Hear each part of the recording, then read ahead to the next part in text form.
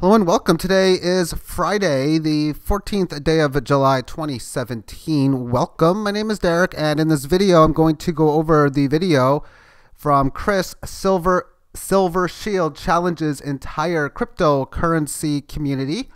And it's a 30-minute or close to 30-minute video, and many different screenshots shown on the video. This one at the 8-minute 56-second mark stating Bitcoin Ponzi scheme, which is the general statement of this, as Chris is urging people to get out of the cryptocurrency game, although I'm the one that uses the term game and not many people do. But let's talk about this a little bit.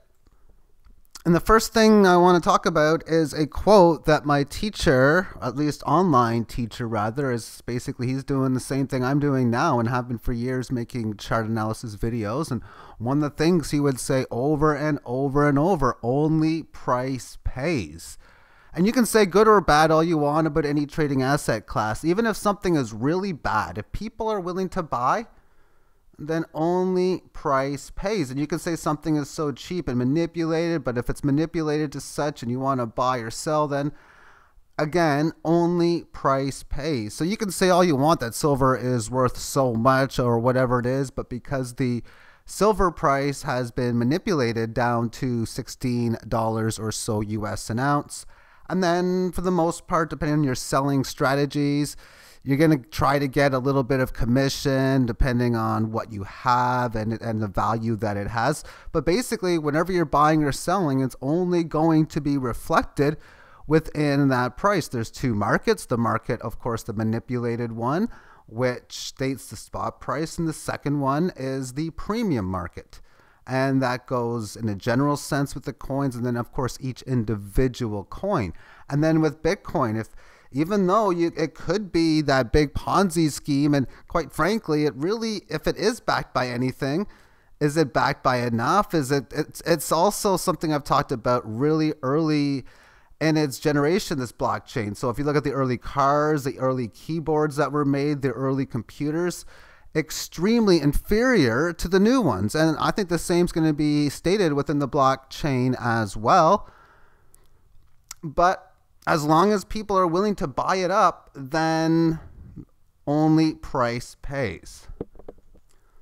Now let's talk about responsible gambling. You can go online and play a $1 tournament, even a 20-cent tournament for that matter, or 1 cent, 2 cent, no limit blinds, and you can learn to invest, or at least just play at a lower edge because the stakes are so low, being that of micro stakes. And what is great about cryptos is that you can do the same thing. You can learn to trade for low amounts like $20 or $50 because of the micro bets that are allowed. You could have like a $50 balance. You could buy $1 worth of Dash. You could sell a little bit of it here. And because the commission fees are all on the percentile basis, it doesn't matter if you buy $1 worth or $1,000 worth. You're paying the same percentage in what is already a low commission. And then this is a huge improvement from bankers who, when putting like $9 and even higher than that, it could be $20 trades, that forces you to have larger risks, a larger bankroll. And to me, I find that very unresponsible gambling, especially amongst the gambling community that makes the games, thus the E-Trade and all those other companies. So I have been very much anti that, against that. So when this opportunity was now available where you could actually play for low stakes, well, to me, that is a actual beautiful thing as far as responsible gambling is concerned. And when I look at the pros and cons versus at least these two main asset classes, I could write paragraphs on each one, but quickly looking over each one, precious metals do contain less risk and less reward overall. Risk is associated as there have been many people the last 35 years who have been waiting for the manipulation to end and forced to liquidate at lower prices. Now, I'm confident that the end of this manipulated market, working towards a free market like the cryptocurrencies are, is going to come into play. And like we're seeing within those bullish free markets, probably the same is true at that point. But how long is that going to take? I guess it could happen in the next many months into next year. I have a hard time believing that it will, but I realize that it's just a matter of when. Now, cryptos do contain a larger risk and reward. And with smart trading, when you secure early profits, then playing smart with house's money becomes the game. And I really want to emphasize playing smart with the house's money, because I'm in a position where the amount of silver that I've put out versus original risk is outstanding. And yeah, it's only about 70 ounces of silver, but it's not that much in dollars. But then when you happen to do very well in the game, at that point, you have to make yourself a decision to when you think, of course, the markets are going to roll over, because it is the house's money. But at the same point, when house's money does really well for you, you also want to be careful along the way.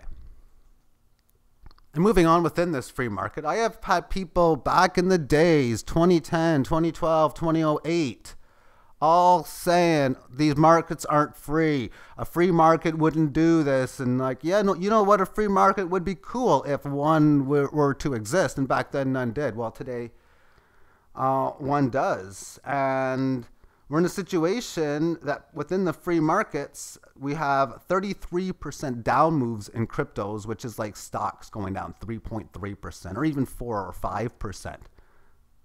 The moves are magnified much greater. So if you understand poker, where you can have like these situations of turbo tournaments and those speed situations where you can play many more hands at a faster amount of time, it's a similar thing to this. You can get like 20 years of trading in a year and a half for the most part, because of how wild the markets move. And the big reason why they're moving this big is because there are too many takers and not enough makers on these markets. A taker is someone who, when they buy, they take the market price and they just buy it. Or if they're going to sell, whatever the selling price happens to be set at, and they just take that offer. A maker is one that will look for a price and wait for them to come to them, of course. So say there's a situation where the price of something is 1,000. They might, I want to buy, but I'm going to try to put a buy order in for 900. Or I want to sell, I don't want to sell now, I want to sell for 1,100. So those would be a maker. And when there's not enough of those, that means the moves going higher and lower are going to be magnified. And it's probably going to take several months before this issue in the crypto market it gets fixed. But I think the biggest one is going to be the new buyers versus final sellers ratio. These are people that are buying in for the first time, or even extra added liquidity. If somebody already has a couple Bitcoins and they're buying a couple more, well, that's basically a new buyer as well. And a final seller is someone who's like, yeah, I got to get out, I got to get out. And when you get a lot of final sellers, that's what's going to crash the market. And when you get a lot more newer buyers, that's what's going to make big bull markets coming into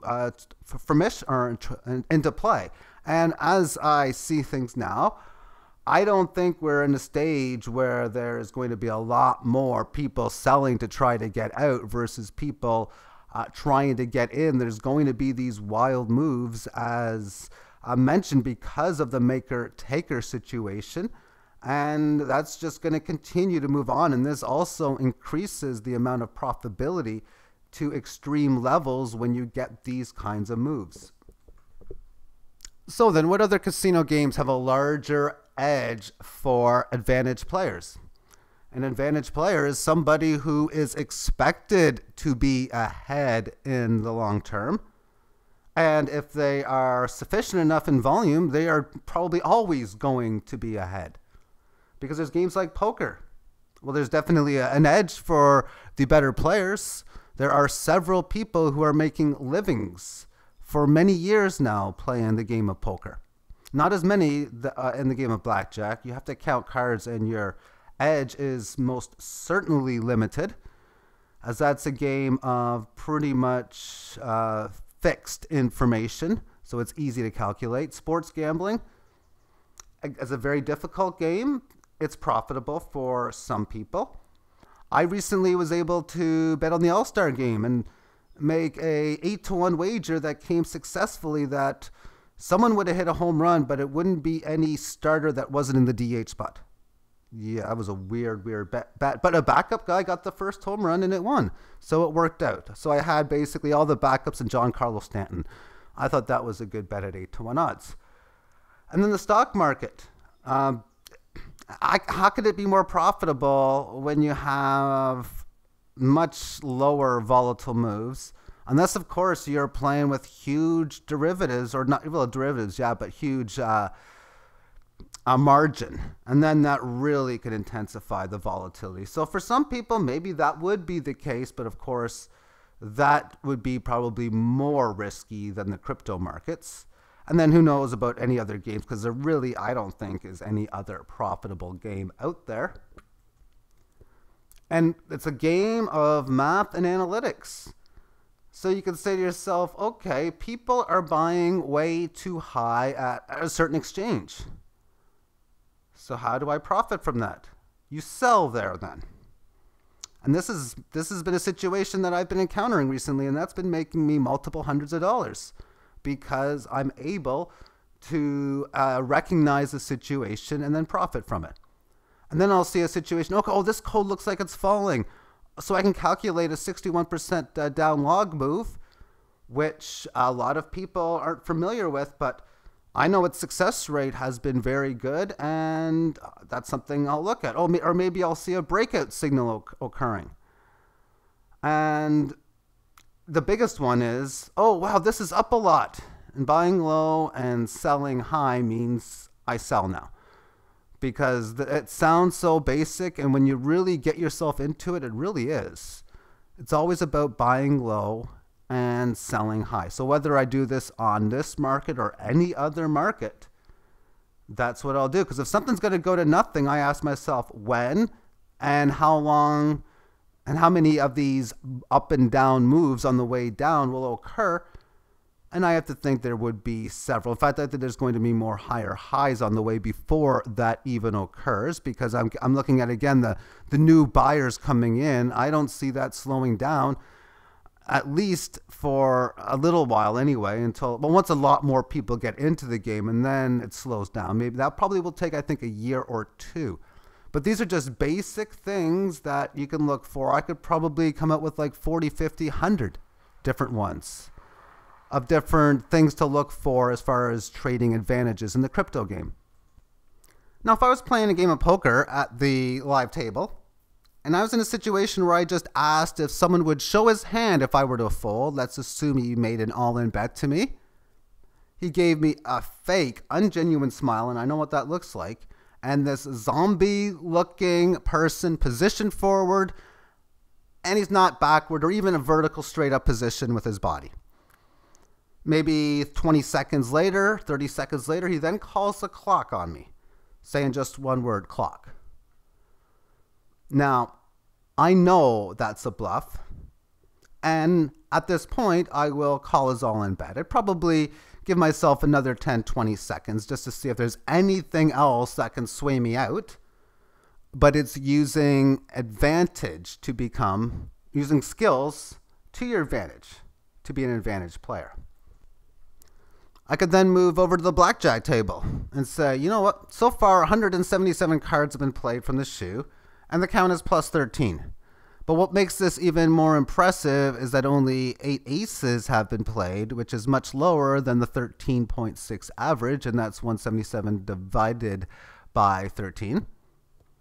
So I realize that I'm in a very good, profitable situation. So I think it's a good time to up my wagers to higher levels. After all, if I want to be profiting in blackjack, I got to ensure that I'm playing very little when there is not a positively good count, and much larger when there is. Now, in the real world of counting cards, it's now easiest to do on the internet, and not only that, but you can actually like use a pen and paper or anything of that nature there. But it is a game that people can win on the long term. And what I don't want to do is promote gambling, but rather that of understanding what gambling is. And I have a Google image search for what is fiat currency or fiat money. And when you're holding that, you're gambling. And if you're turning it into something else, whether it be gold, silver, a stock, or any investment of some sort, well, you're gambling again. And if you're thinking, oh, maybe I should get into cryptos, but I don't or I won't, well, you're gambling. You're gambling that it's not going to work out, especially because you know about it. We're forced in this world to gamble. There is no ways around it. And when you try to give me any asset class, every single one of them has risks. From the dollars to the precious metals to stocks to cryptos, they are all in play. Thank you for tuning in and have yourself a great day.